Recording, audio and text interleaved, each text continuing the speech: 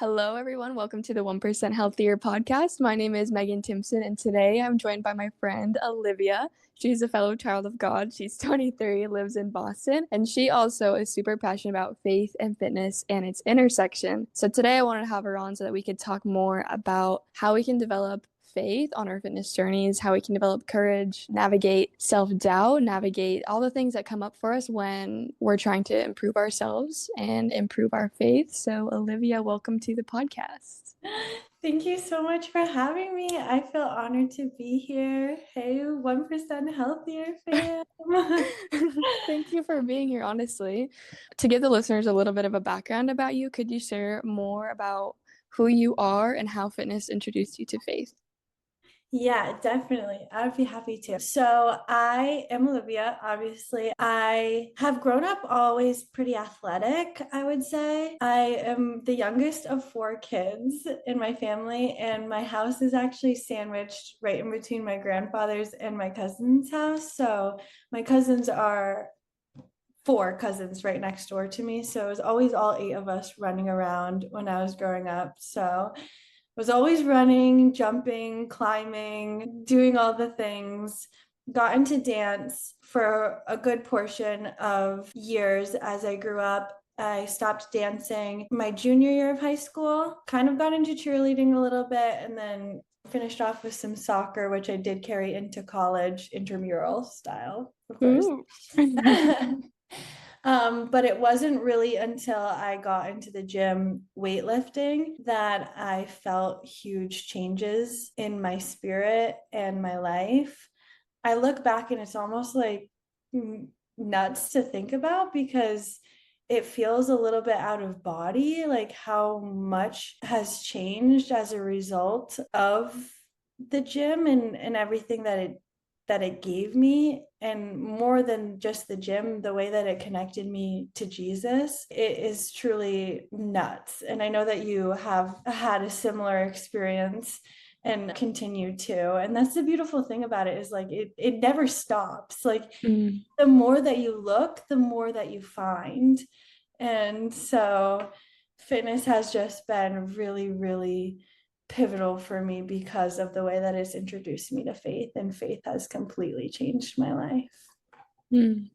That's awesome. It's so true, though. It's never ending. And I think that that's probably one of the reasons why we both like it so much is that the more you get curious about potential, the more you get curious about who you are, the more you get curious about like your divine identity or how much weight you can lift in the gym, the more exciting fitness can become because it's more than just lifting weights and it's more than just going for a run. There's so much that you can learn about yourself. And I think too that's probably one avenue that I've learned to live like the gospel of Jesus Christ more, like having faith, changing who I am, enduring to the end, because again, it's like our whole lifelong journey. Like if we really want to be healthy, it's not just for 30 days, it's for a whole life. And how can we do that? And how can we grow? Yeah. For you, like on your fitness journey, do you feel like there were like turning points or like light bulb moments or mindsets that you really latched onto that started to change things for you? Yeah, definitely. I think I didn't even really know what I was doing. I know that I didn't know what I was doing at first, but by going into the gym and pushing myself like through sets and reps past where I thought that I had to stop. I remember the first time that I pushed past where I thought that I had to stop. And I remember hearing like in my head, okay, that's it. That's where you need to stop. And I remember being like, no, but what? Like, what if I keep going? And I remember getting like, I remember I was on the hip thrust and I got like a couple more reps after that. And that completely changed everything for me. I was like, so basically everything I know about myself is a lie. And not that I had never challenged my beliefs and like my thoughts about myself in the world before, but I will say I was pretty pacified. Like I was going through life with the same beliefs that I kind of always had. I was walking the same paths that the people around me were walking. I was always like a little bit in my own world, but I don't know. I'm not as much as I am now, that's for sure. And so I remember when I pushed past where I really thought that I couldn't, and I realized that that thought I had about myself was an illusion, I let everything blow up. I was like, whoa, what else am I believing that isn't true? And even to the littlest things of, my mind would tell me, oh, don't go to that machine. People are looking at you. And then I'd go to the machine and realize like nobody's looking at me. It would just like slowly I started to like crack from the inside out of like this illusion that I was living in and all these beliefs I had about myself and the world, and realized that I knew nothing. And so rep by rep, when I kept pushing past where I thought that I couldn't, and when I said that I didn't know what I was doing, I didn't know that I was like denying my flesh so much in the gym that my spirit got so strong that then I was able to like meditate with those voices in my head and wonder who's talking, like where is this coming from and why are you saying this, like where. I just really started to question everything. And it led me to really, really awesome places. It led me to Jesus. And now I feel like I'm home. It just feels like I'm back where I'm supposed to be. It feels familiar almost Mm. like it's where I was always meant to be. So, yeah, deny your flesh because your spirit will come forward. And I didn't know that that's what rep after rep I was doing. I thought that I was just growing my butt, to be honest. And now I could care less. That's so funny. That's actually really interesting how rep after rep you started to realize like what it took to like your mind and your spirit were stronger than your body. Because I Mm-hmm. think that maybe that's something that people are afraid of, and maybe that's why it's hard to stay consistent or it's hard to be disciplined, is that they doubt that they're strong enough. They doubt that it's even worth it. And something that you mentioned was at the beginning, you realized how much you didn't know.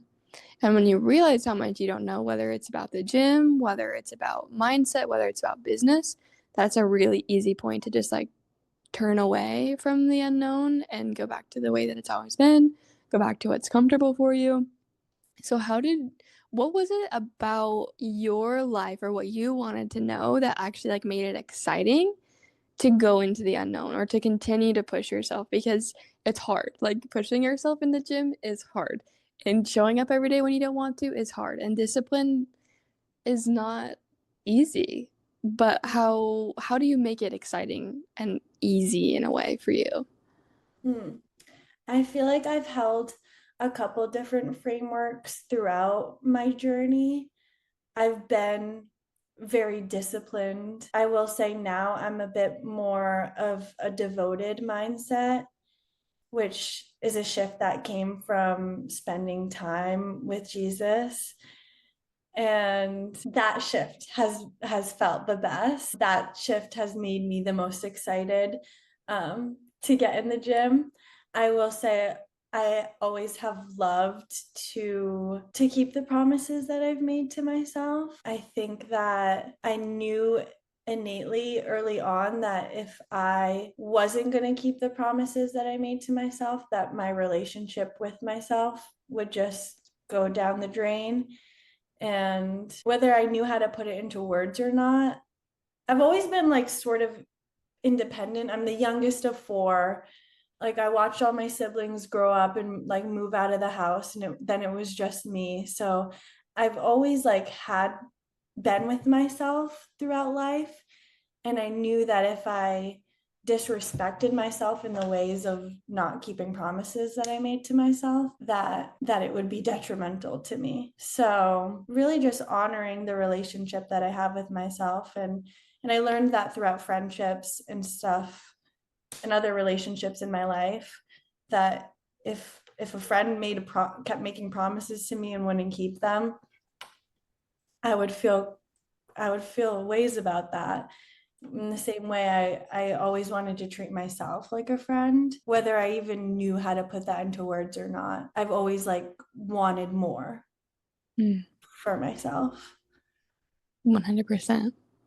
I think a lot of people too that are listening to this podcast, they resonate with that they wanted more. And sometimes along the journey of like wanting more, you like have higher goals, you set higher expectations, you have higher standards, but we miss. And I think this is something too that faith has helped me with this part as well, is that like God, for example, and Jesus, like they ask us to meet like a high standard, but you'll get infinite tries to continue to like meet that standard, right? If he asks you to live a certain way, like go and live a certain way. But if something happens in life where you mess up, does that mean that you continuously run away from the standard, or do you try again? And you try again and you try again. And like that's what I think is powerful about like the connection of faith and fitness, is that you can continuously try over and over again to get better. But I think that's something that feels hard sometimes, because I know I've talked to a lot of people, is how do you get better at keeping the promises to yourself? And how do you actually like make that change when like we say that it matters to us, like, and we know that we're devoted people, we know that we're consistent people, like we go to work and that matters to us, our deadlines, they matter to us, but sometimes with fitness it's harder for them to have that same level of execution, that same level of follow through. Mm. What do you feel like would help translate that mindset that they have towards work, or the mindset that they have towards other devotions in their life, towards fitness? Because on the other side, because we know like on the other side of like devoting ourselves to fitness, there's so much that can come from it, but a lot of people aren't at that part yet, but they want to be. Mm. Yeah, I would say that if you're struggling to commit to discipline, it's hard to commit to be disciplined to something that you don't see the value in. And maybe you can tell yourself that you see the value, but really sitting with it and examining why and where and how this is valuable to and for you, I think will reattach your identity to why it's not something that you have to do, but rather something that you get to do. And that's like a really big shift that I also made. I stopped writing to-do lists. I started writing get to-do lists because it is hard. It is hard at first. And the first couple months when I really didn't want to go to the gym, I was dragging myself there. And I think that a lot of different things can fuel a gym craze.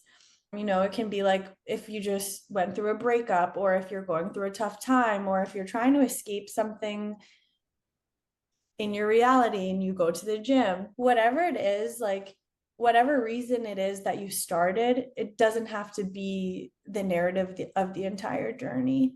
And so, like, however you get introduced to habits that are good for you doesn't have to define those habits. Just because you're not going through that breakup anymore or going through that hard time, you've now adopted something that's really like beautiful and impactful in your life, and so it doesn't have to continue to be an outlet just for that thing. So staying consistent and disciplined, I would say, is just like reaffirming why it's important to you. And if you don't know why it's important to you, it's going to be really hard to get yourself to do that, because it's not authentic. You're not actually doing something because you want to be doing it, or maybe you don't even want to be doing it, but you see the value in it. If you're only doing it because you think this is something that you should be doing, or something that will be pleasing, something that will make you seem like you're on a good path, or make you seem like you're doing good, it's never going to stick, and it's never going to ignite that passion, because you got to serve God and you, and not other people's perceptions or other people's ideas of what you should be doing with your life. So for some people it might not be fitness, but hopefully for those of you who are listening, it is fitness, and you can feel that call that, no, I do see the value in this. And our bodies are a temple. We've been gifted our bodies. That was another huge mindset shift that I had, when I truly felt the weight of what it meant that we're souls inside of a body. Like, I think that that's said a lot, but when I really felt the weight of, yeah, this is kind of just like my super suit. And like truly I was sitting there and I was having I continue, I still do. I have like a lot of what I call like spiritual downloads. And like I'll just be writing for what feels like hours. And one night I had like a spiritual download that like our bodies are like super suits. Like imagine you were watching a movie and there was a superhero in the movie and they have this super suit and the entire movie they don't even use all the cool functions of it. They don't this suit has like a bunch of cool functions. Imagine Superman just never flew and you knew that his suit could fly. You'd be like, you would be so annoyed at the movie. You'd be like, bro, can you take the time to slow down with this suit and like click some buttons? Can you, I don't know, like you don't need to be struggling the way that you're struggling right now. Just fly. Like your suit has the capability to do all these things. So I just like really realized like that is exactly how it is for us in our bodies. We're souls inside of these like almost nanotech suits. When we cut ourselves, we have the ability to heal. Like this is incredible stuff. Like we can jump, we can run, we can climb, we can swim. If you need inspiration, turn on the Olympics. Like our bodies are incredible. And like when I really realized like, wow, I'm just like this little like orb inside of a body. I don't even really know. I'm just like this little soul inside of a body. It made me a lot more excited to find out what my super suit can do, because I wouldn't want to be watching a movie about me and then realize that I was able to like do so much more than I ever discovered because I never took the time to be present with my body and care for my body in the way that it was intended to be. So that was a huge mental shift for me that made it really exciting because we're literally superheroes. I love that. Yeah, that makes it way more exciting because then you get curious about your potential. Like, how many cool things could I do if I was willing to try Mm-hmm. and like willing to look like a beginner again? Because I think that too, like, that's something that people are afraid of is like what people are going to think of them. Mm-hmm. What doesn't matter what you do, whether it's like a business or fitness or your new passion or content creation or whatever. I know that that's like something that like stops people is like other people's perceptions of them and what they're gonna think, especially when you're trying to be your most authentic self. So I think anybody that needs like that little extra motivation or wants to be more consistent, having that mindset or like mentality of if you were a superhero and you could do all these things, I like to think about Iron Man. Iron Man is my favorite. Like if you had an Iron Man suit, like how many cool things could you do? Like that's really cool. I like that you brought that up. Hmm. Yeah, and it's so true. Like the fear of starting, Yeah. it's real. And like I've felt it and I still feel it sometimes. But like everything beautiful in this life requires a level of vulnerability. Like dancing, singing, falling in love, like all of it, all of it requires vulnerability. So Yeah.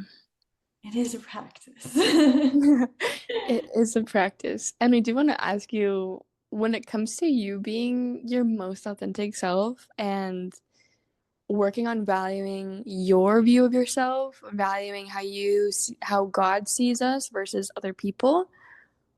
How do you lean more into that than like leaning into like the opinions of the world? Like how do you build that self-confidence and in your authentic self? Hmm. I had a moment in the gym that really shifted this for me. So I would be going through sets, and I remember so vividly one day I was really didn't want to finish a set, and I was talking to myself in my head. And I'm like, it's okay, Olivia, just don't finish it. Nobody's gonna know. Like, it's fine. Nobody's gonna know. And I literally had to clock myself in the like if you were watching me in the gym, like you would see my face go, what? Because as soon as I said it out loud, I realized how preposterous that was. Like, what do you mean nobody's like who cares? What are you talking about? Like you're the only person that matters right now, Olivia. Like, you're the person who's going to be walking away with these gains. Like, you're the you're the relationship that matters about who knows or who doesn't know. Like, what do you mean nobody's going to know? You're going to know. And who else matters more than that? And I realized in that moment how much I put, and even if I was called to identify who these people were, I don't even know who they were in my head. There was just like these others, like the world in my head. And I realized in that moment, like, whoa, where else am I operating like this? That I'm putting what I think other people are thinking above what I think of myself. And like, why am I performing? Like, who cares if I finish a set or don't finish a set? It like really did shake me awake and made me realize like it's easy to live like that, because I think that that's so much of the way that like life has conditioned us to be so opinionated about each other. Like, even on social media, it's like less about the video itself and more about the comment section. And I think that's like so the culture that we live in, and it's so important to break out of, because there's so much freedom and liberation outside of it. And like, I've found, for me on my journey to be authentic, it's like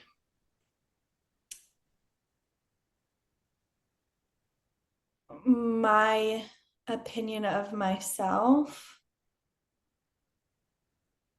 it's so hard to manage your perception of everybody's opinion of you. Like, it's impossible, and it's also a losing game. Like, play that game out in your head. What do you get? You get nothing. Like, it just really didn't make any sense.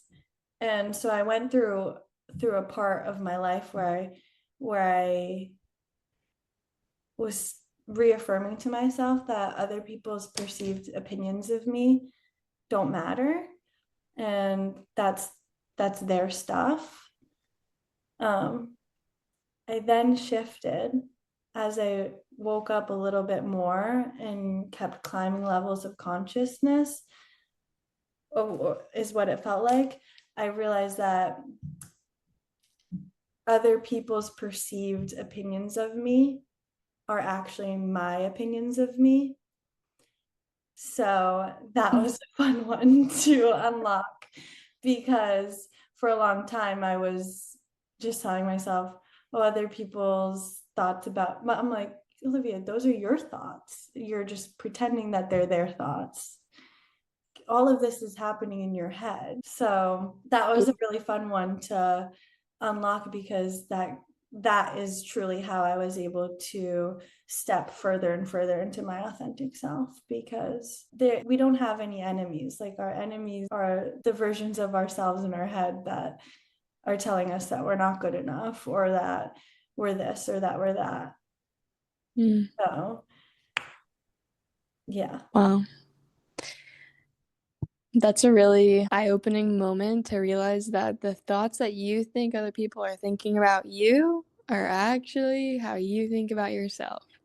And are we willing to unpack that? And are you willing to like start rewiring those beliefs? I actually had a similar experience. I was on a call with one of my business mentors, and she was asking me a couple of like the same questions that we're talking about, but also I remember her asking me about how I saw my business, but then I think she also mentioned something about how do you want other people to see your business? How do you want them to like feel when they're there, feel all of these different things? And then when it came to like the part about like what are you afraid of? Like what are you afraid that they might say? I remember like, oh, it's not good enough, or it's like not making an impact, that's silly, whatever like comes up. She's like, that's actually like not their thoughts. Like they literally have never said that, or have they ever said that? I'm like, no, like that's only my thoughts. And so it's just like, wow, that's like a really hard reality, but it's true. And until you're willing to like face that, literally the only way out is through. And you have to like cut down the self-doubt. And I know that that's just so hard. It feels like really hard because it's like a battle that you face every single day, it feels like. And I want to be better at that. But I just know that, like you said, there are literally like no enemies. There's probably not people that are like actually against you. There's probably no haters. Like I am the hater. Like anything that I think that they're thinking about me are probably just things that I thought. And until I'm like willing to change that and like be on my own team, then things will start to change. And then like I'm gonna get to the next level. But I really like that you said that because that's so true. Like whose team am I really on here? You Yeah. know? Yeah, it's so important to get back on your own team. And like I've really found that staying in flow and being rooted in faith is active and it's not Mm. passive. It's active decisions. And part of that is getting yourself back on your own team. Like let's Mm. root for ourselves here. Like where we like me and me are one. Like let's be on the same team because I've honestly I found that everything is just how well can you get out of your own way. And like Yep. the way to get out of your own way is to come stand on the same side, come stand together. Because like you're only in your own way if you're opposing yourself.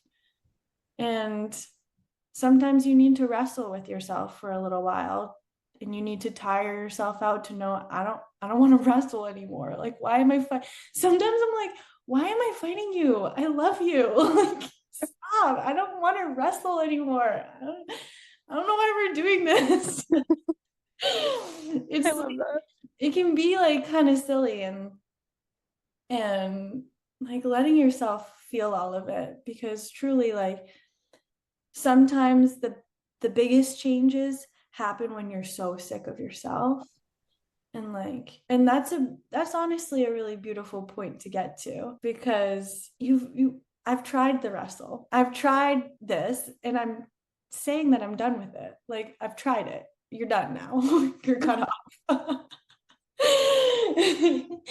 And like my relationship with God has been absolutely everything for that in like battling, I would say eradicating self-doubt and lies about myself that I was accepting as truth, that I was living in all of these limiting beliefs and like accepting them because there is like a spiritual exchange that happens when you do accept it as your truth. You adopt it as a, like a line in your life play. And I think that I realized that I'm able to say no.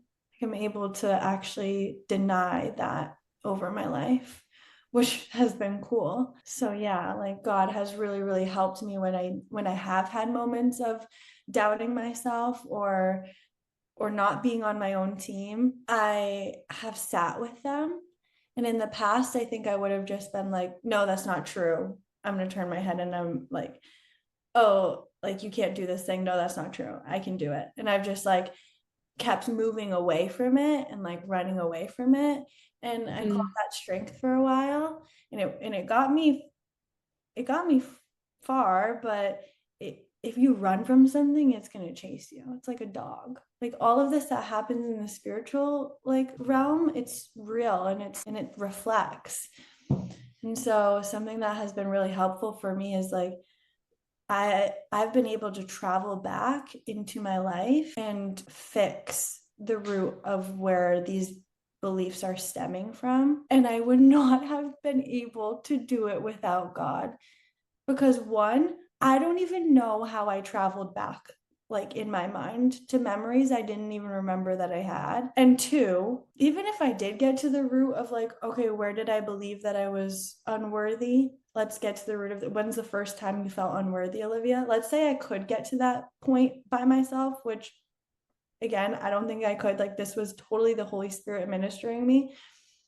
What would I even replace it with? Like a hug? Like I don't know. Like that takes the love of Jesus. And it was like so beautiful to travel back into my brain, into my mind, into my consciousness, my memories with him and be able to rewire the roots of where all of those things came from, instead of just kind of telling them to go away or telling them that they're not true, because a version of you did believe that those things were true, and that's why you're carrying that with you.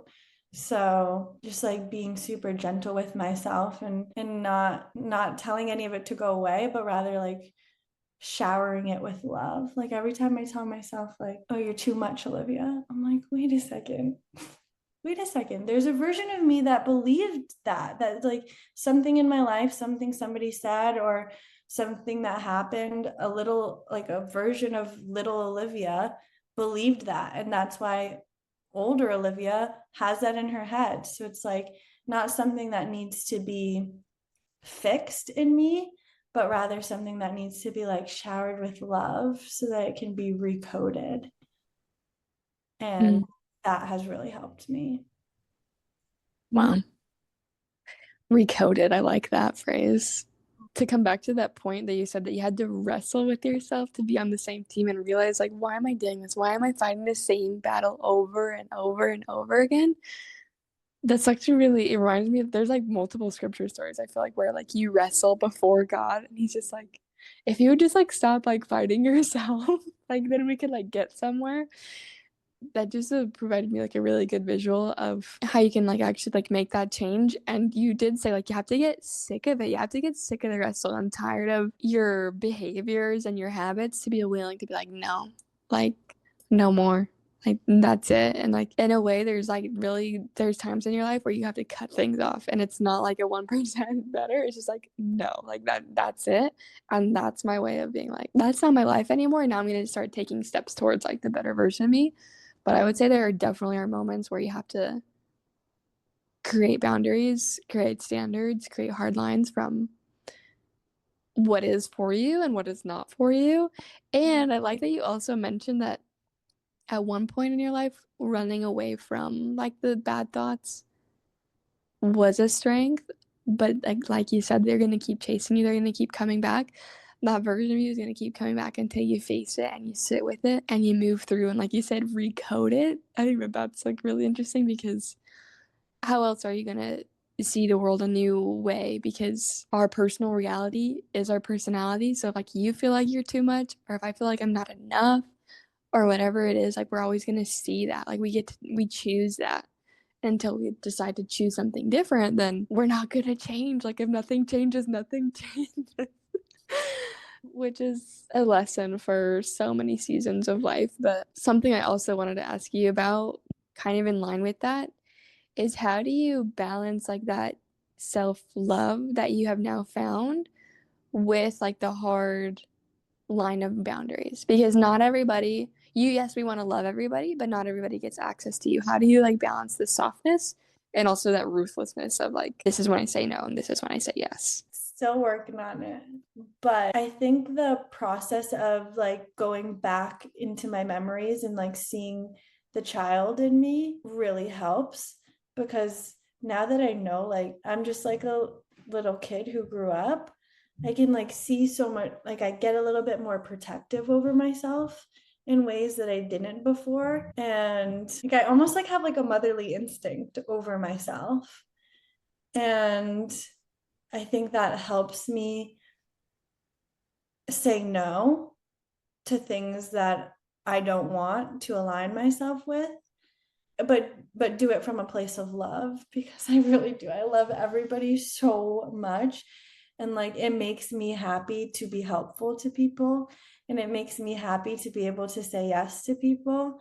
I would say like, yeah, you got to be ruthless a little bit, because just like you're responsible for yourself, everybody else is responsible for themselves. And it's something that I'm still working on. With the bigger decisions, I'd say that I'm really, really good at it. Sometimes with some of the smaller decisions, like I struggle a little bit with people pleasing, but I'm reminded that I can't serve two masters. And if I want to serve the Lord, I can't also be people pleasing, because that doesn't work. Like you can't do that. It won't, you can't serve two masters. So Mm. how would you say you navigate it? I think what comes to mind when I think about balancing softness and being ruthless, I think about like the Brene Brown quote where she talked about having like a soft front but like a strong back or a strong spine or something like that. Like you know the values that you stand on and those you won't bend. Mm, But when it comes to like serving other people and it makes sense, like yes, serve, give, but when it's like comes to overextending, then or like makes me break my values in a way or like break like the rules or the promises that like I've made to myself, that I've made to God, that I've made to others, then it's like a hard no, I would say. yeah, like nothing that is our call to serve is going to result in us betraying ourselves. The answer is never to be less of yourself, it's always to be more of yourself. That is true. That is Yeah, true. like nothing is that's in God's will for you to do is going to be a betrayal to yourself. It Mm, might, it might like be uncomfortable. It might ask you to step up, but like that feeling of betrayal, that's like a really distinct feeling. You can almost like feel when you're doing it to yourself, like when you say yes, when you really wanted to say no. It's like it's like a pungent feeling. mm, And becoming like familiar with that feeling and honestly like sitting with that feeling and realizing I've sat with that feeling a couple of times and realized like I don't want to feel this again, so like I'm not going to put myself in this position again. This really doesn't feel good. Like I feel like I've abandoned myself. mm. And for what? Like get back on my team. Like seriously, like it doesn't serve anyone if you get to the point where you're disconnected. I think that you just nailed it. You uncovered it right there. Is like you become so aware of the feeling of what it's like to cross the line, of like the betrayal, or maybe that comes also with a little bit of guilt. I should have said no. I should have said yes. Or like the shame.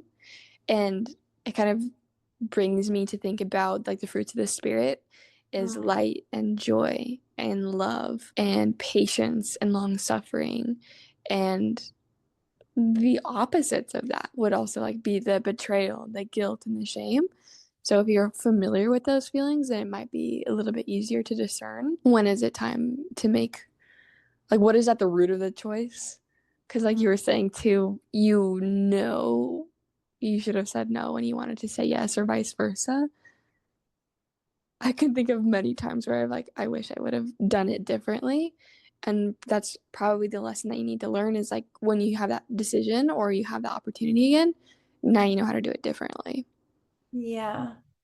Yeah. And I heard once like the guilt you feel for setting boundaries is a reflection of how well you've been trained to abandon yourself.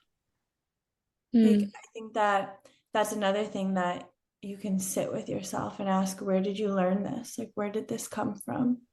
And ask the Holy Spirit to show you, like, when's the first time that I did this to myself? Like, when's the first time that I said yes or no when I actually wanted to say the opposite? And like, why did I do that? Like, what spiritual pressures and like entities were at play that deceived me into thinking that that was love and then recode it from there. yeah, that's really good advice.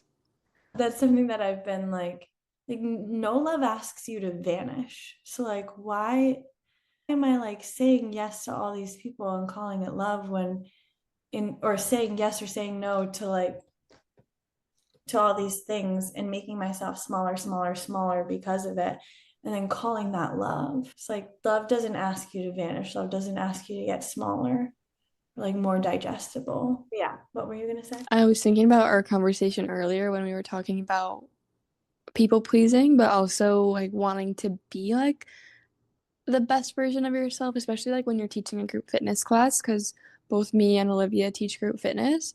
And it's sometimes the thoughts come into our head that we need to clock is like, oh, I was I too much? Did I talk too much? Did I talk too little? Did everyone have a good time? Did they have a good workout? do they leave feeling inspired and like we put that weight on ourselves? I want to open that up to you because I know that you mentioned this was before the podcast, but we were talking about this on how we're not designed to carry things that only God is designed to carry, and like the weight of being trying to force other people to have a good time. Like we can't carry that. What's been your experience with like teaching group fitness and like learning people pleasing versus like doing what you're called to do? Yeah. So it was after a class, and I was just like thinking out loud. And I realized that I had been attaching myself to the outcome of if my clients had a good workout or not, and that it felt really heavy, and it felt like I was moving through my role with a lot of friction because I really want them to have a good workout because I love to have a good workout, and I like would love to share that. But I realized that I was stepping outside of my capabilities, and that instead, if I actually focus my energy back where it was supposed to be, which is just my role as a fitness instructor to foster an environment where the energy is suitable, that those clients are more likely to have a good workout, and controlling what I can control, which is that fitness instructing got so much more fun for me because by letting go of the control, I was able to honestly control everything's like a little bit backwards in life. Everything's just like do the opposite. Like by letting go of control, it did give me the outcome that I wanted. By letting go of that control, I was able to have them have better workouts than if I was trying to control it. Doesn't work. Like, Mm. and Meg, you made the awesome parallel that that's like very similar to salvation. And like, we are not able to offer salvation to one another. And like, we can only point in the direction of where it is. And I think that that's like a big thing to learn growing in faith and like experiencing the love and joy and in the kingdom of God. You want to give that to every single person ever. Like I want everybody to know about this, especially the people that I'm closest to. Like everyone, like I want to attach myself to that outcome of my dad and of my brother. But like we're not designed to carry that because only God holds that. So Mm. really just like taking off everything that doesn't belong to us so that we're able to play our proper role so that things can happen the way that we hope them to. Mm. So true. I like that visual too, taking off the things that are not ours.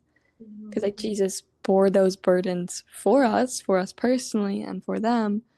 So we don't need to carry them. And I think it's really easy for us to assume the responsibility that we have to make sure that the people listening to this podcast are going to have a great experience, that they're going to have a light bulb moment, that they're going to have some kind of download. But at the end of the day, that's not our job, but we can be the facilitator of like pointing towards the light, pointing towards things that are inspiring, and hopefully like allowing this to be an environment that we can create. Like what we can control is our environment and our thoughts and our behaviors, as we've all talked about. But and just like hope that like touches people, and sometimes it'll touch people at different times. But I think that yeah, when we are responsible for the things that only we're supposed to be responsible for, not the things that are like the weightier matters of the world, then it sets you free, and Mhm. you actually get the outcomes that you're hoping to have, because you're not forcing control, you're not forcing things to work in the way that you want them to. You just let them work in the way that you want them to, or the way that you'd hope they would. Yeah.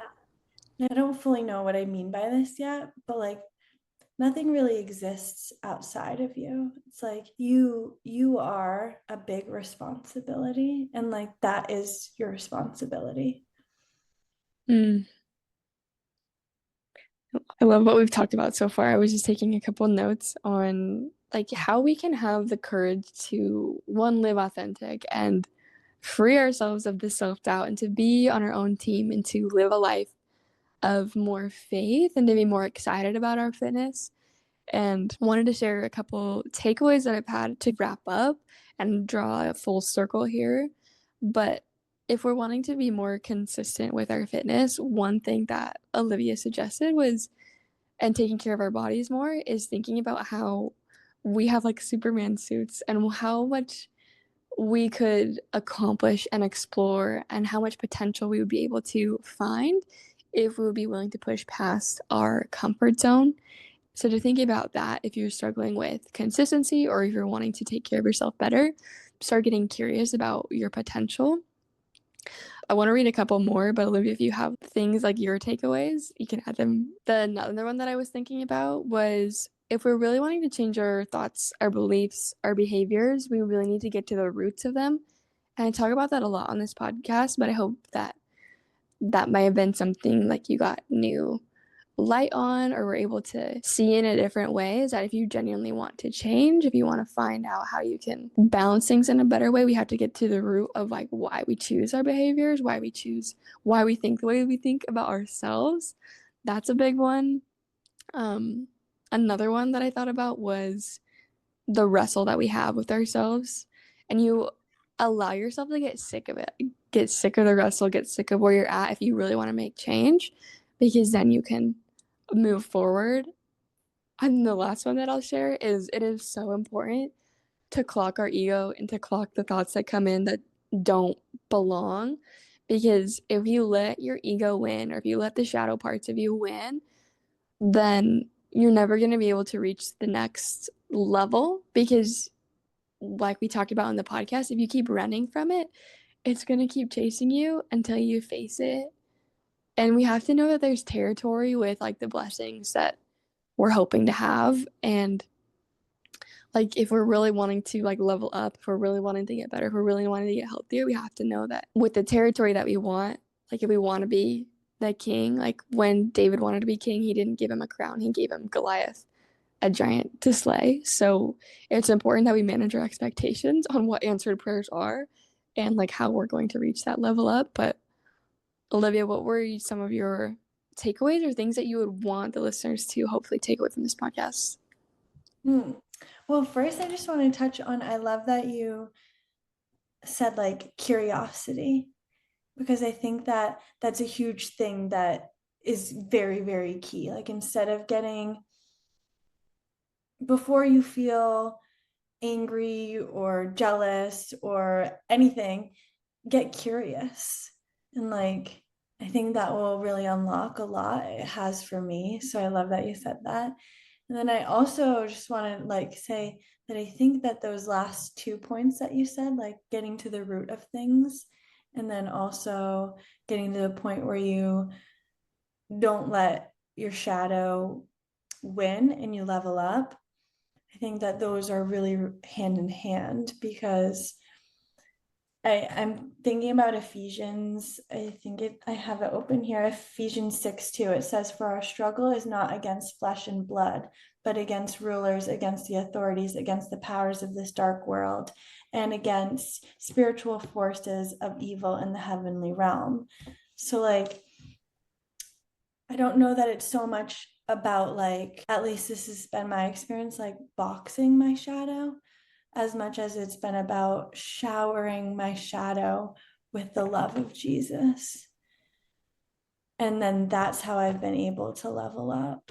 Because if I put myself in a position of opposition against my shadow, I'm now on different teams of myself, because my shadow is me, but just as a different version of me. And in order to level up, you've got to get all the different versions of you together. One time I had the thought, this is what I want to leave the viewers with, the listeners with. I realized that it was really hard for me to level up because I felt like a mom in Disney World, and I had all my kids on one of those like kid leashes, and on all the leashes were different versions of myself, different ages. There was my 12-year-old self, there was my 6-year-old self, there was all these different ages. And I was walking through what felt like Disney World, trying to like, come on, kids, like, come on, we're gonna go to the next level now. Like, and every single step felt like I was working so hard to like herd all these cats to come with me. And it was so difficult. And I realized like, I don't think it's supposed to be like this. Like all of these kids at the end of the leashes are all me. So let's just consolidate all into one.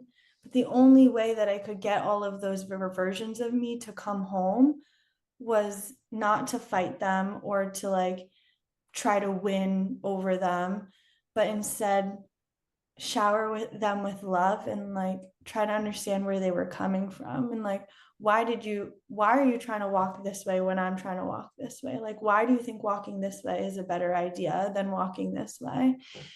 And then I was able to like put all the different versions of me all together off the leash and just walk as me forward. So that's what I would say that I think leaving the listeners with. And I know that doesn't have a lot to do with fitness at the seams, but it really, really does, because spending that time with your body and yourself and knowing that when you leave your lift, it's different than being on a soccer team or being on a dance team.